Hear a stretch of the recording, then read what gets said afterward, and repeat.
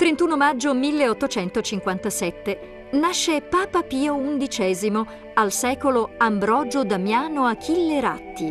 È il 259esimo vescovo di Roma e Papa della Chiesa Cattolica dal 1922 alla sua morte, nel 1939.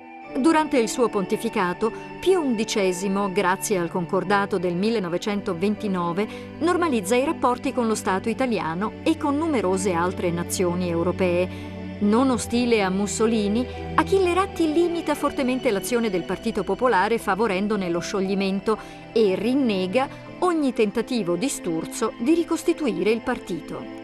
Si scontra tuttavia con il fascismo a causa dei tentativi del regime di egemonizzare l'educazione della gioventù e di intromettersi negli affari privati della Chiesa.